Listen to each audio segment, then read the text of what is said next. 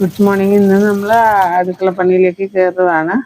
അപ്പോൾ ഇന്നലെ ഞാൻ ഉപ്പ് ഭരണി കഴുകി വെച്ചിട്ടുണ്ടായിരുന്നു. അപ്പോൾ അതിലേക്ക് പുതിയ ഉപ്പൊക്കെ ഇട്ട് ഫില്ല് ചെയ്തു. അവിടെ എനിക്ക് കുറച്ച് സമയം പോയായിരുന്നു. കാരണം ഉപ്പ് താഴെ വീഴരുതെന്നൊക്കെ ഞങ്ങളുടെ നാട്ടിൽ പറയും. നിങ്ങൾ എവിടെ പറയാവോ അങ്ങനെയാണ്.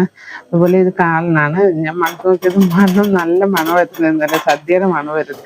അപ്പോൾ ആ മണം പോയോ ഇല്ലയോ എന്ന് അറിയാനായിരുന്നു. ഇന്നലെ രാത്രി ഞാൻ കാളൻ ഉണ്ടാക്കി വെച്ചു.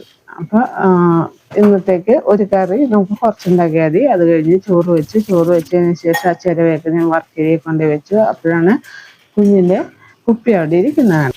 വേഗം കുപ്പി എടുത്ത് കഴുകി അതിൽ വെള്ളമൊഴിച്ച് വെക്കാമെന്ന് ഓർത്ത് കുപ്പിയൊക്കെ കഴുകി. പക്ഷേ അപ്പോഴാണ് ഓർത്തത് ഫ്രിഡ്ജിൽ ഐറ്റംസ് ഇരിപ്പുണ്ടല്ലോ. അപ്പോൾ പിന്നെ വെള്ളമൊഴിച്ച് വെക്കാൻ ഓർത്ത് കുപ്പി അവിടെ വെച്ചിട്ട് ഞാൻ ഫ്രിഡ്ജിലിരിക്കുന്ന ഐറ്റംസ് എടുക്കാൻ പോയി. അപ്പോൾ ഞാൻ തലേ ദിവസമേ എല്ലാ ഐറ്റംസും റെഡിയാക്കി വെച്ചേക്കും. അപ്പോൾ നമ്മൾ ഇന്നത്തെ പണി കുറയും. അപ്പോൾ ഇന്നലെ ഞാൻ ബീട്രൂട്ട് ചോപ്പ് ചെയ്ത് ഫ്രിഡ്ജിൽ വെച്ചിട്ടുണ്ടായിരുന്നു. പിന്നെ കടലക്കറി വെക്കുന്നുണ്ട്. അപ്പോൾ കടലക്കറിക്ക് ആവശ്യമായ സവാള ഉള്ളിയൊക്കെ അതിൽ വെച്ചിട്ടുണ്ടായിരുന്നു.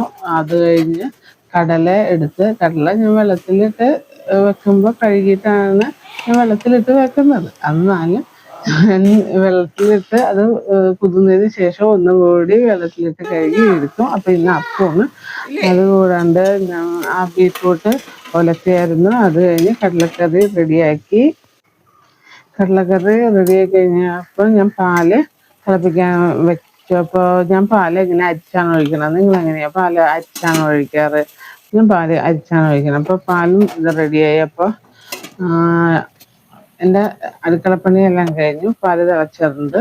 ഇനി ക്ലീനിങ്ങേ ഉള്ളൂ. അപ്പോൾ ക്ലീനിങ് കൂടി കഴിഞ്ഞാൽ ഐ ആം ഫ്രീ. ബൈ.